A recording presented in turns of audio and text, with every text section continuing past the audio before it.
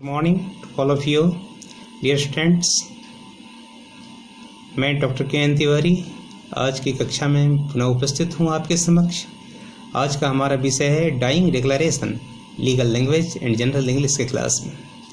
यह dying declaration लिया गया है भारतीय साक्ष्य अधिनियम की धारा 32 के अंतर्गत में, इसलिए यह LLB 3 एवं प्री लॉ 5 के स्टूडेंट्स के लिए भी बहुत महत्वपूर्ण अध्याय है। इसके अतिरिक्त वैसे छात्र छात्राएं जो जुडिशल सर्विसेज की भी तैयारी करते हैं उनके लिए भी यह महत्वपूर्ण है। डाइंग डिक्लेरेशन, जिसका लीगल लैंग्वेज में शाब्दिक भावार्थ होता है मृत्युकालिक कथन, अर्थात एक मरता हुआ व्यक्ति जो कथन करता है उसके पश्चात उसकी मृत्यु हो जाती है, उसके द्वारा मृत्यु से पूर्व किए गए कथन साक्ष्य में ग्राह्य रेलेवेंट होते हैं। तो सेक्शन 32 वह क्लॉज 1 to 8 तक में इसका कंप्लीट डिस्क्रिप्शन मिलता है भारतीय साक्ष्य अधिनियम में। तो section 32 cases in which of relevant fact by person who is dead और cannot be found etc is relevant. तो स्टेटमेंट रिटन और वर्बल और relevant facts made by person who cannot be found or who has become incapable of giving evidence or whose attendance cannot be procured without an amount of delay or expense, which under the circumstances of the case appears to the court unreasonable are themselves relevant। अब इसके 1 से लेकर के 8 तक clause दिए गए हैं, लेकिन हम लोग विषय पर केंद्रित कंसंट्रेट करते हैं जिसमें जब कोई व्यक्ति अपनी मृत्यु से पूर्व कोई ऐसा कथन करता है जो कथन या तो उसकी मृत्यु के कारण से संबंधित होता है या उन परिस्थितियों के विषय में किया जाता है जिसके कारण उसकी मृत्यु हुई है, तो ऐसी मृत्युकालिक कथन कहा जाता है।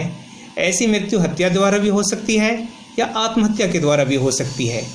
ऐसे कथन धारा 32(1) के अनुसार सुसंगत कथन होते हैं, चाहे उस व्यक्ति को उसने किया है उस समय जब वे किए गए थे मृत्यु की आशंका थी, आसन आशंका थी या नहीं, चाहे उस कार्यवाही की जिसमें उस व्यक्ति की मृत्यु का कारण प्रश्नगत होता है, अर्थात वही ऐसे ही मामले सुसंगत साक्ष्य के रूप में लिए जाएंगे जबकि उस व्यक्ति की मृत्यु हो गई है और उसी का मृत्यु न्यायालय में प्रश्नगत है।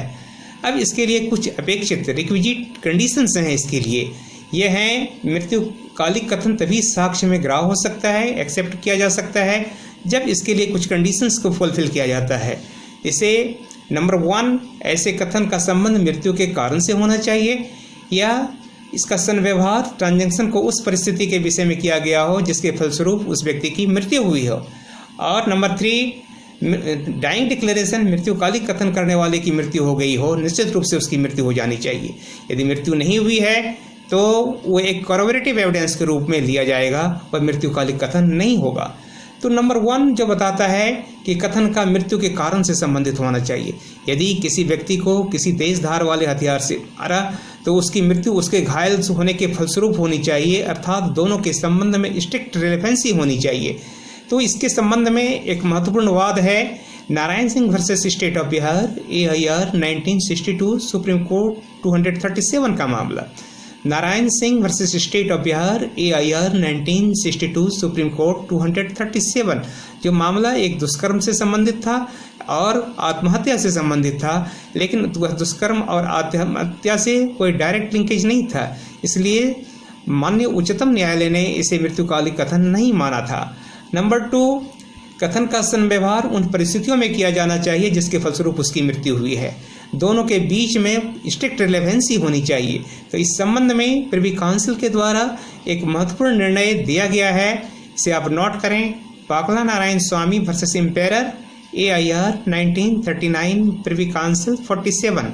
पाकला Narayana Swami versus king emperor AIR 1939 PC 47 के मामले में एक मनी लैंडिंग से संबंधित मामला था, ब्याज पर पैसे लेन देन का मामला था, जिसमें कर्री नाग राजू की नामक व्यक्ति की हत्या हुई थी और उसे पूरी स्टेशंस में एक बंद ट्रंक में उसका बॉडी 7 पीसेस में टुकड़ों में बरामद किया गया था। और उस संबंध में जो पागला नारायण स्वामी की पत्नी का उसके साथ में ट्रांजैक्शन था और उसका एक लेटर दिया गया था जिसमें से उसको बहरामपुर बुलाया गया था। वह केस का फैक्ट था लेकिन वह लेटर दिखाना अपनी पत्नी को और यह कहना कि वह रुपया लेने के लिए जा रहा है अपने इंटरेस्ट का और अपना प्रिंसिपल अमाउंट इस संबंध में बताया गया। इसलिए न्यायालय ने इसे स्वीकार किया, इसको एक्सेप्ट किया एक रेलेवेंट फैक्ट्स के रूप में और मृत्युकालिक कथन के रूप में। अब उच्चतम न्यायालय ने पुनः शरदवृद्धि चंद्र वर्सेस स्टेट ऑफ महाराष्ट्र का एक महत्वपूर्ण डिसीजन आता है डॉरी डेथ से संबंधित, जिसमें से कि एक लड़की की शादी के 4 महीने के अंदर ही उसको उसके ऊपर में जो एट्रोसिटीज हो रहे थे वो डॉरी डेथ से संबंधित, जिसके विषय में वह लेटर लिख रही थी अपने रिलेटिव्स को, अपने पेरेंट्स को, वह लेटर समझा गया यह मृत्युकालिक कथन था, जिसके बाद में उसकी मृत्यु हो गई थी।